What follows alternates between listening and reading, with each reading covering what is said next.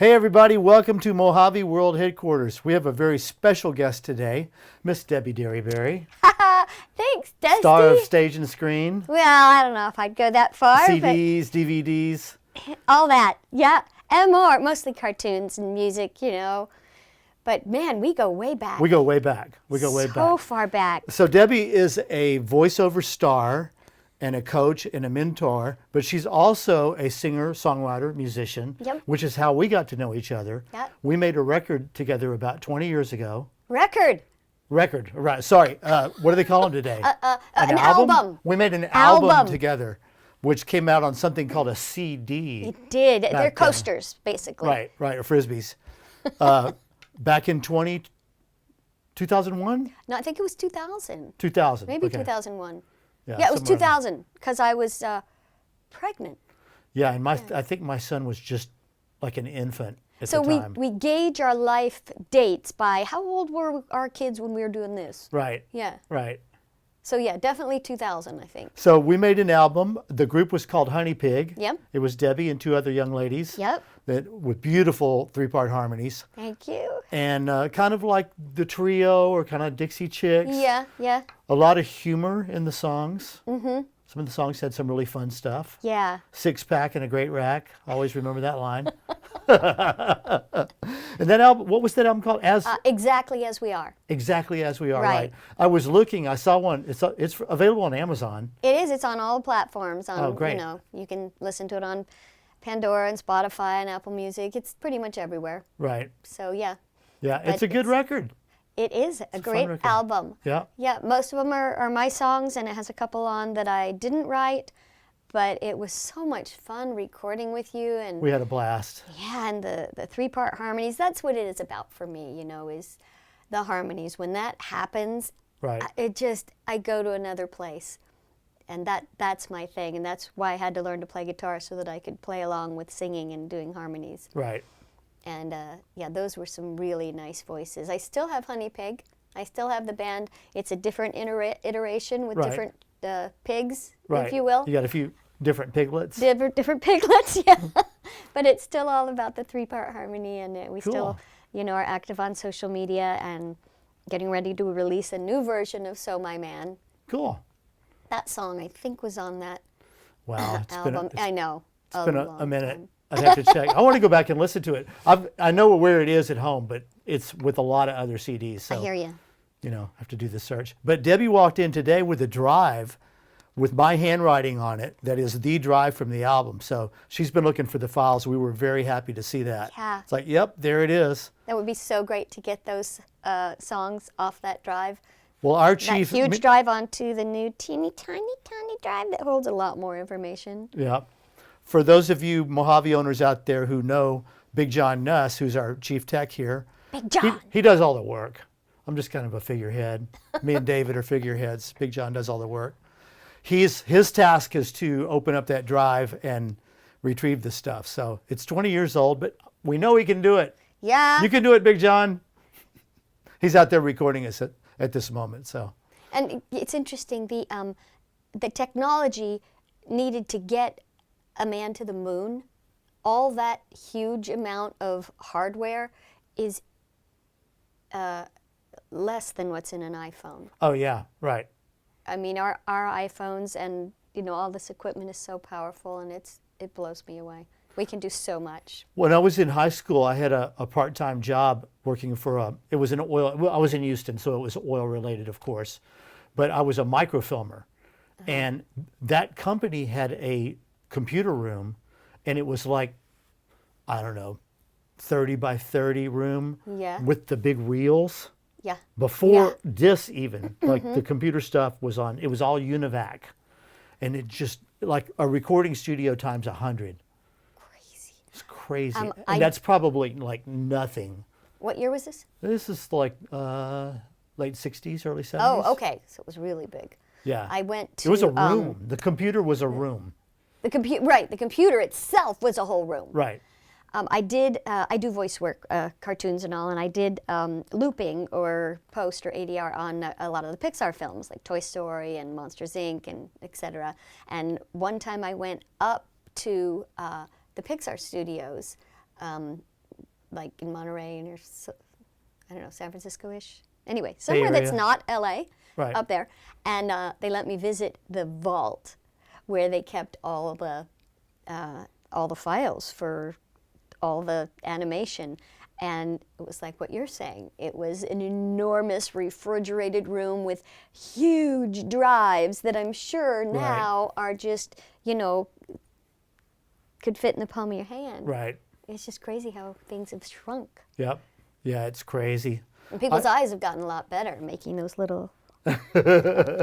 I used to work at Capitol Studios in Hollywood a lot, and there was a vault there. The big round building? Yeah, the tower. Nice. Worked there a lot, and we used to just go like walk through the vault. Can we walk through the vault? Just to say we've been here. And you'd see Frank Sinatra and Nat King Amazing. Cole and people like that, like the Wow. original tapes. Wow. And they said this is just a drop in the bucket. This is just kind of the stuff we want to keep close. Yeah, the things that people have sung. And I saw on Facebook today or some social posting, somebody was selling the Neumann mic that a famous person had used. And because he had used it, it was being sold for like $15,000. So Debbie's probably most famous character was Jimmy Neutron. That's right. Yeah, it was my first big role as a little boy voice because I thought that I only could do little girl voices, and then I had this audition. They're like, "Well, give it your best shot as a little boy," and I don't have that texture, you know, like a lot of girls who do boys have this like. I can't even do that for a second. But so I tried my little boy voice without texture. And this was 20 years ago before I became so versatile. But I did my Jimmy Neutron voice. And his thing he says is like, got a blast. And, you know, you do all these auditions and pilots. And it was just a little 7-minute interstitial when I did it. And it was called Johnny Quasar. And then they're like, oh, well, we're going to change the name to Jimmy Neutron. And guess what? We're going to do a feature film. And I was like, cool. And it's going to be CGI. And of course, at that time, we were like, what is that? Right. And then it looked Right. amazing, got nominated for Academy Award, and then they did a cartoon series as well. And video games and commercials. It's one of those once-in-a-lifetime things that you hope you get Yep. in this career Lightning of strikes. acting. Yeah. Right. And I've had a lot of really great gigs since then. Yeah, I mean, I was looking at your list, and you went over some of them, but you've just done so much, I know it. so people, much, and you're still doing it. Yeah. And you also, Debbie has a great website. She mentors and coaches voiceover artists, people that want to be voiceover artists. And we'll put the link down. And I just down below finished somewhere. the second edition of my Voiceover 101, how to succeed as a voice actor, and it's on Amazon. So I have that book out, and on my website I have also children's CDs because I also do preschool music in addition to 3-part country harmony music. And right now, I don't know when this is going to air, but I have a show on Netflix right now called F is for Family. Oh, right. With a comedian, Bill Burr, who's pretty Bill amazing. Burr's giant. He's Yeah. giant. He's great. And Laura Dern plays my mom, Bill Burr plays my dad, and I play about 7 of the characters. Oh, A lot cool. of the kids, but that is a super fun show to do. And I'm just still doing voiceover like all the time. I had crazy sessions this week. I had one 8-hour day where I didn't say a word. I've had 3 8-hour days, and I never said a word. One was baby tigers, baby boars, and baby pikas, little tiny baby animals all day long. So you And were then- making sounds, you just Yeah. weren't saying words. Yeah. Wow. It was just like, to picture, all day. Wow, And then cool. I just got done doing babies for a project, and that was just crying all day long in different iterations of different baby situations. Just all these baby sounds. So it's super fun, and it's always different, and it keeps me out of trouble. And I have a great home studio, and which was a whole thing, getting your home studio, which we pretty much all did before COVID, and then COVID hit, and then everything went, oh, well, they're not coming to the studio, so the people with home studios ended up Getting the work. firstly, and now, of course, everybody wanted to jump on the bandwagon, so pretty much most working voice actors now have professional in-house studios. Right. And we had to, not me, but because I already knew how to work the equipment. I mean, it's still a mystery to me how it works, Right. but I know You which can buttons to operate push. it, Yeah, I right. can operate it. But people had to learn how to operate it and figure out which mic do I use. Ultimately, it's about the space, you know. Right. When it comes down to the getting things really honed in, then you want to get the mic that's just right for you, which is what I did. Right. But as long as your space is really good, I think that's the primary thing. Like this room that we're in, it is such a dead, phenomenal room, and it's really big too. But the whole thing is padded. This is a great studio we're in. Right. This would be good for voiceover, right? Oh, This room. be really I mean, good. it's a little dead for recording music. You know, probably want to open it up a little bit just to get a little ambience normally, but for voice stuff, it's perfect. Really? Because I don't know about recording music. That's your expertise, and you've been doing it for A minute. a minute. A minute or Or two. two.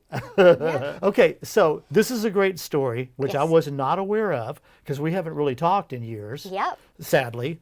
But you have a Mojave MA 301 FET, I do. and I had nothing to do with that. No, you didn't. Can I So, tell you the story? yeah, tell us the story. Okay, so I knew it was time to upgrade to get a better mic for my amazing little studio. And so a friend of mine took me over to Westlake Audio, and Dan over there set us up in one of their studios with 9 microphones. Wow. 9 of them. I mean, from the Neumanns down to the really inexpensive ones, Right. and everything in between. And I did 5 takes on each mic. I did 2 commercials, and 2 animations, and like a narration. Right. So that's 45 takes that I had to listen to and write on the spreadsheet how they sounded. And at the end of the day, it came down to 2 microphones, and one that won out was the Mojave. And I didn't know that you were Mr. Mojave. I just knew that this mic made my voice sound really good, because I know that I don't have a lot of bass in my voice, so I didn't need a mic that necessarily picked up a lot of treble. I needed one that could love the bass in the sound. Right. And mics tend to like my voice a lot anyway. Right.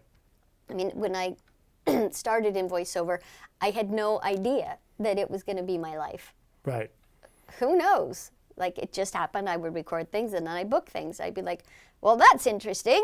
I get to be a baby again, or a little girl, or a boy, or whatever it is I book. And it's this microphone, I have just loved it. It works so great and it sounds so good. And I have it permanently installed in my booth. I mean, not permanently. I could take it off, but it's just right. I hate to take it off. Right. And I travel a lot now at cons, and now that COVID is kind of going down. And, you know, when I'm on vacation, the work never stops. Right. So I always have to have something with me. And I've just traveled with my little Apogee mic and a little USB into the iPad. Right. But that's just for auditioning. Right. But if I actually have jobs, I need to have like an official rig with a, you know, travel interface and a good mic. And I know I'm going to stick with Mojave now because I love Mojave. Yeah, and because we're buds, so you have to. Now you have no choice. But I love that story. It doesn't surprise me, but I always love when that happens. Yeah. You know, because I we mean, do it just make came right down to incredible it. mics. Well, getting back to like the pre-COVID thing, Mm-hmm. you know, when COVID happened, we've got a couple of clients in town that are like big time scoring mixers. They mix big movies Mm-hmm. and mix the Academy Awards and stuff like that. And they were getting called from all the session players, which are like LA Symphony guys and jazz guys that do all the film dates, because every one of them had to set up their own recording rig. And they didn't have a background in it. So they were like, what do I do? And they like, call Dusty, get a Mojave. So we were hooking up all sorts of people. And Wow. And Yeah. what kind of mic is better for, say, instruments of different well, types? better is tough. I didn't 'Cause- mean better. No, I mean, well, I answer this question all the time. I mean, it's subjective. We make solid state mics and we make tube mics. And tubes impart a little extra warmth. Not much, but a little bit. They kind of round things off in a nice way. And for instruments, that can be great. For vocals, it can be great. But with tubes, you have a tube. and tubes wear out, and so you have that to deal with, and you have to have an external power supply to power the tube. Whereas the solid state mics, like you have, the FETs are a little faster, so they're a little more present than the tube mics. So the VO people love that. Almost all of my VO people are using either a 201 or a 301, which are basically the same mic. What's the difference between the 201 The 201 and the 301? is just cardioid only, the pickup pattern, and doesn't have a pad or a high pass filter. The 301 is multi-pattern and has a pad and a high pass filter. So it's just more versatile. Same sound basically, but more options, Interesting. more versatility. So- but what we're going to do is send you home with an MA50, which is kind of our starter Mojave. Okay. And it's still in that same vein as the 201 and 301. It's the same capsule. It doesn't have a transformer, which without getting off into the weeds, some mics are transformerless, some aren't. You know the TLM Neumanns? You ever heard of that? There's TLM heard of 102, Neumanns. TLM 103, Okay. which I'm not personally a big fan of. I think they're way overhyped, but they do say Neumann on them, so they sell a lot. I just asked David Royer, it's like, can you take one of these TLM 102s or 103s and make it sound better? And that's what led to the MA50. So it's kind of our entry-level Mojave, and I think it'll be perfect for your portable rig because Yeah. it's just plug and play. So excited about that. Yeah, Because the sound that you can get out of a hotel room with the mattress leaned up against it is every bit as competitive as, a studio set up 20 years ago, right. because the equipment is amazing now, and Oh, yeah. they made it so easy to use. That's pretty amazing that you can work anywhere you have internet service. Usually VO sessions, my 8-hour sessions these last couple weeks are not normal. Were those in Usually- person or at your studio? No, in my studio at home. So do you do it like a Zoom kind of thing? Or? Yeah, well, there's a How few does that different work? things you can do. There's something called Source Connect, which you can subscribe to, and it allows the engineer that you connect with to pick up the sound from your system. There's also, and I use an Apollo Twin as my interface, and I have, UA plugins, and I use Adobe Audition. Normally I have shorter sessions, like a 4-hour session, but we do just record it at home. And there's Zoom, which lets you see the people, and then you usually leave the audio of Zoom because the audio is picked up on Source Connect. Right. And there's also things like Clean Feed and Pack Post, which are these programs that engineers will use to connect to all the different voice artists remotely, and they have to assume that your home studio is good, and they'll pick up everybody's direct feed. Right. And the engineer, I don't know if they have a lot more to do or less to do, but there's plugins that everybody can put in and get the smacks out and get everything normalized and equalized to look right. But pretty much all the cartoons right now are being recorded that way from home. Wow. But that was starting to evolve pre-COVID that way? I could have done it that way, but they wanted you in studio. But then Right. after COVID shut everything down, then there was no way to record except out of people's studios. And they basically had to figure it out on the fly. Right. And people were inventing things right and left, and it was pretty amazing how it happened so quickly. And I watched my Zoom stock just go because everybody had to get on Zoom. Right. I did have this interesting session this week where it was for a video game, but the producers, the directors wanted to make, or I should say the creators of the game, felt like it was really important to have all the actors record on the same brand of microphone. So instead of so they send you a rig Right. to your house. Right. And the rig's got the computer and the interface in a suitcase that you set up, and then they give you a mic stand with a parabolic Right. with the sound foam, and a very heavy mic stand and a mic, and you set it all up, and I thought, well, this will be great, but it's not going to fit in my booth. So I have this nice soundproof booth, but I had You to couldn't set up. use it. I had to set the rig up in my walk-in closet, Right. which are also really good booths. I've heard that people use closets a lot because the clothes act as They really absorption. do, and Right. especially if you have a little carpet on the floor. And Right. so the only thing that was a lot different was I had to stop during Burbank Airport. Right. The FedEx airplane and the UPS airplane, they make a lot of noise. So it was fine. It was interesting, though. I thought, gosh, I have this whole booth. Now I have to set up this rig in my closet because it was so big. And I don't know, maybe there is something to it on their end where they want it all to sound the same. But I would think it would be a much better sound if they had me with my Mojave in my cool little booth. It probably would be, but not everybody, they can't count on everybody having a nice mic and a pro rig. So Yeah. at least that way they know it's covered. Yeah. It was interesting. It's the first time they ever had to send me a rig because We got hooked up with the Perlman Foundation as an Isak Perlman, the violinist. Okay. And his wife has a foundation, and they have mostly like high school age kids, I think, from around the world, and they go to like a summer camp. And these are all like prodigies, violin prodigies. But when COVID hit and they went virtual, I think we sold them like 40 microphones or something, because they did the same thing. They put together kits to send out to all the individual musicians around the world so they could do their virtual summer camp. That's amazing. Yeah, it's crazy. I wonder what's going to happen now that COVID's winding down, how far it'll go back to the way it was, or how much of this new way of doing things. Because why have a solo violinist go to a soundstage that's built for an 80-piece orchestra? It kind of doesn't make sense. That's true. There is something that happens, though, when actors, musicians, performers are in physical space with other physical performers. Right. There is an energy that happens. Right. So I think that might be the main thing. Right. And when that energy happens, the performance might be a little heightened. There might Some be chemistry. Right. something like that. And it's certainly more fun. Well, with music, for sure. I mean, the best music is when you get people together in a room and capture the magic. And the voiceover is so much fun also. I remember back in the day, with Bobby's World and Jimmy Neutron and all the cartoons I've done, we would go into the studio, all the actors at once, with their own mic on their own headphones, reading a script, and it was just wonderful. And you don't think at the time that this is going to end. This is not the way it's going to be forever. You don't think that. Right. And I just can't remember the last time that happened. Wow.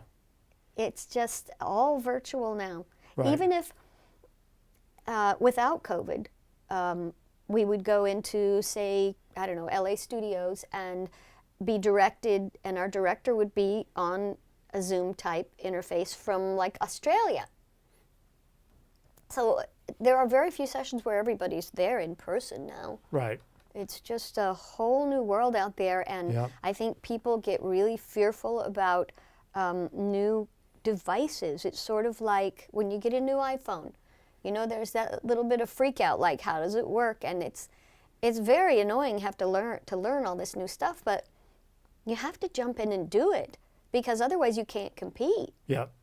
I mean, I couldn't compete in voiceover if I couldn't record. I mean, I get sometimes 10 to 15 auditions a day. Wow. So I gotta use all my acting training and read it and get familiar with it, pop it onto the screen in the booth, run in there, record it, throw it back over on my other screen and edit it, and then, convert it to MP3, put my stack, and do all my plugins, and then send it to the agent and get started on the next one. All of that around the sessions that you have scheduled. Right. And I think some businesses slowed down during COVID, like some of the restaurants and other places, but in my business, and certainly it sounds like in yours, it got very busy during COVID. It did. We call it the COVID miracle. A little COVID miracle, Yeah. a big COVID miracle. Yeah. So Because all those singer-songwriters, too, all of a sudden they're having to put together rigs so they can record. But you know what I think I lost? I don't know if it's just me.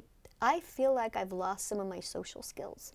Right. Like I used to be so much more comfortable with parties and people, and now I show up and I don't know what to say, and I'm like, and then I doubt myself. Should I have said that? And all my filters don't know if they're, right. Firing. It's I just think weird. there's a lot of that. Yeah. I'm on kind of a news blackout. Are you? Yeah, I'm on the minimum amount of news I can get by. It's a good idea. Well, I was an NPR junkie. Like first thing every morning, wake up, make coffee, turn on NPR. Yeah. On the way home, driving around LA, NPR. I love it. We've got the double duty, BBC and NPR, 3 times a day, and it gets very stressful. It does. And for my birthday, I went on a meditation retreat out in the desert, out in Joshua Tree. Oh. And ever since then, I stopped. I listened to like meditation music in the morning. Nice. You know, just hippy You know, dippy. I may have to do something like that because the anxiety that goes along with it, the worry that goes along with being aware of everything that's going on in the world, and it's always It's the bad too things. much. It is too much for any person to handle. I just watched a video that my doctor made because he's really good about podcasts and stuff like that. And they did a study where people looked, just a still photo of a gun Okay. and Mother Teresa. Okay. Nothing else. No other context, just that. And all of the biomarkers for your immune system went up with the Mother Teresa image and down with the gun image, Wow. just instantly. So You know what? I think I'm going to have to try that, Dusty. That is a really there's a good little bit of a idea. withdrawal. It's like, Yeah. I gotta know what's going on. I'm missing out. Yeah. But you know what? I get plenty of news without even trying. I mean, it pops up on my phone, and you know, True. it's out there. So, and then if I want to do a deep dive in something, I do, you know, but I just don't want it constantly bombarding me, kind of passively. I want to Right. make it intentional. And you know what it does, like having all this information, like having your iPhone and looking at it all the time. Like I have this TikTok channel and I produce stuff for it, and I don't necessarily get caught into the rabbit hole and watch TikToks, but I get stuck a little bit on Facebook and emails and all, and it sapped my creativity a little bit. I feel like I used to, before iPhones, remember those days? I know, nobody remembers those days, but I would write so many more songs, Right. spend so much more time playing guitar and being creative and doing music when I wasn't competing with the iPhone. You know, it's funny, when COVID happened, it actually helped my playing because it's like I'm not playing with people anymore. So I got really good about, as soon as dinner's over and the dishes are done and the dishwasher started, I go into my studio and I play for half an hour to an hour before wow. I turn on the TV and That veg is- out. You're so disciplined. Well, you know what I do? I've got a really great friend, King Cotton, who's a great soul singer here in Okay. LA that I've worked with for years. And I just said, King, give me a list, because he's got great taste, all kind of soul music. And so he gave me a list with like 15 songs on it. And it was James Brown and Isley Brothers and stuff like that, because the bass playing's so amazing. Right. And So I you're a bass just player. started there on YouTube. And then YouTube, you know, will lead you down a hole. It's like, oh, well, if you like that, check this out. So sometimes Right. I would just type in James Brown and I would just play for half an hour to an hour and just follow the rabbit hole. And the next night might be Bob Marley, the next night might be Led Zeppelin, you know, just whatever kind of mood I'm in. But it really helped me to get on this, like, and so now it's like, it doesn't have to be bass. Sometimes I'll play guitar, acoustic guitar, or Sue and I will sing together, do stuff. awesome. But just to like set aside that time, make it a daily habit Right. to play. So that's actually been a good result for me. Good. Yeah, I think that's a really good thing too. Maybe I'll start doing that too. Bass players are late. It's not much fun to practice bass by yourself. Right. You know? When And- we have our honey pig practices, my husband plays bass, so he'll just plug himself in his office and come out into the living room and play along with us, and that's his fun. That's great. Yeah, it's not much fun unless you're playing with other people. Yeah. And if you're sitting there playing electric bass, not plugged in, and your mate is sitting there trying to watch TV, that's really annoying. Clank, clank, clank, because they don't hear the notes. Right. Just Right. Right. So we don't do that. yeah, you got to hear it. Yeah. But getting back to my Mojave love Okay. now. Right. I'm able to tell my students in voiceover, you know, which mics to get, and Mojave has a whole like slew of price range Right. offering, and even the least expensive ones are going to be great for VO. Yeah, they're serious mics. Even our least expensive. We don't make any like bottom feeders. Right. There's plenty of them out there. We don't need to do that. And you're right here in Burbank, and you're we accessible are. if Yes, anything we goes are. wrong with it, which it never has and never will. But can you tell me what the FET stands for? Field effect transistor. What is that? It's what it has instead of a tube. Oh, So remember transistor radios when we were little tiny Yeah, kids? yeah. So before that, radios were bigger and they had a tube in them that had to warm up and get hot, all that stuff. And then, well, unfortunately, David Royer's not here, but that would be an hour-long video anyway. So we'll make that another video. But somebody invented the field effect transistor, and it replaces the tube. okay. So that's what it does.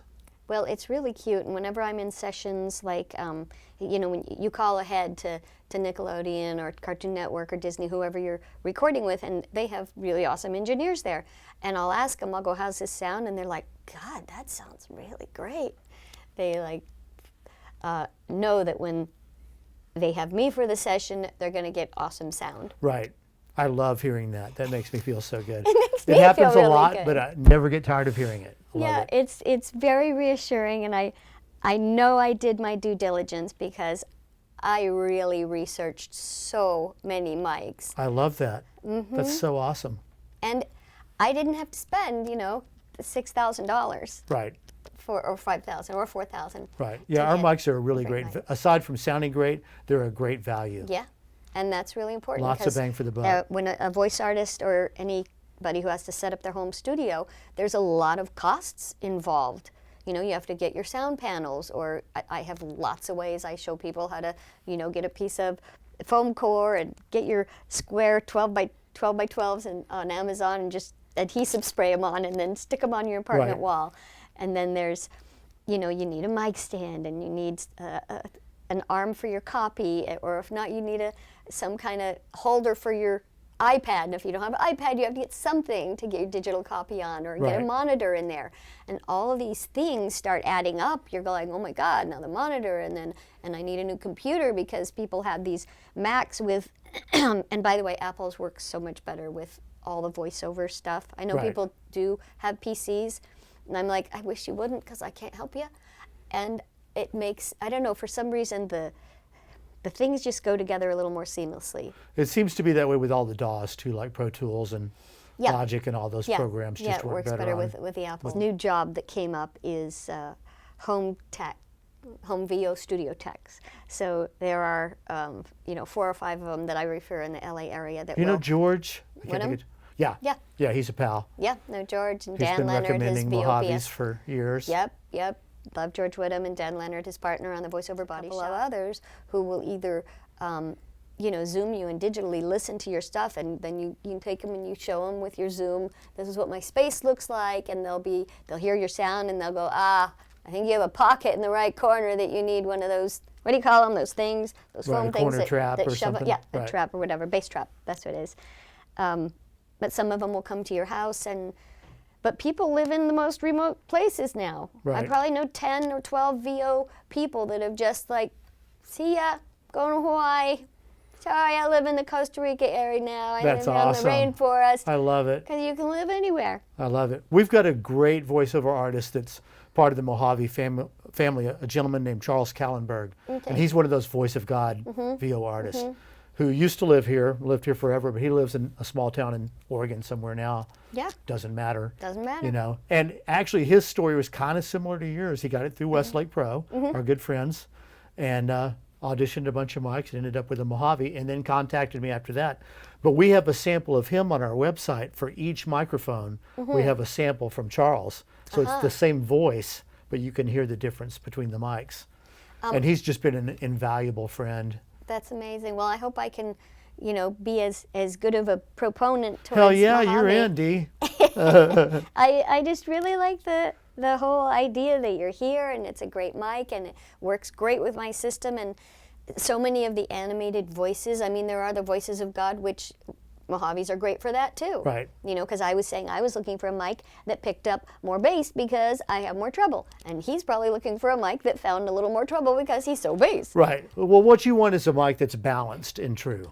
You know, you don't want it to be leaning either direction. You want it to all be there and to get from here to there. Has to love you and make you sound good. That's what we do. And I noticed that you have some new MA50s. which Yes. are lovely. Yes. And I'm so excited to Well, you're leaving with caress one, it. young lady, I because cannot wait to try we can't it. wait to hear you on it. Woohoo! And all your students and followers can. Yeah. So it's win-win. Awesome. I do want to tell people if they want to follow me on any of the social medias, it's basically at Debi Derryberry on Insta and Twitter and TikTok and Facebook world. So. And you have a great website, DebiDerryberry.com. Yep, where people can go and you can get my book there, and there's some VO technique videos, and you can schedule VO sessions or lessons there. And I just didn't know that VO would be such a big giant part of my life, and it has taken over, and I get to do music at the same time. I'm really lucky. That's great. Mm-hmm. Yeah, quality problems. You're very fortunate. I am, and it's so great to reconnect with you after you too. so many years. Well, all Mojave users are part of the family, but it's really great to connect with somebody that you have a past with, have a Thanks, history with. Dusty. So when you make a record with somebody, you bond. There's a bond that's always there. 'Cause you spend right? a lot of late nights Yeah. together. Yep. Locked up in a room together, Yes. working. Yeah, So- and you're so diplomatic about everything. Even if somebody sucks, you're like, suck less this time. Well, thanks for being here, Debbie. Thank you and for thank having of me, all, Dusty. all of you out there in Mojave land. We love you, and we'll see you next time. Adios. Bye, Mojave Audio people.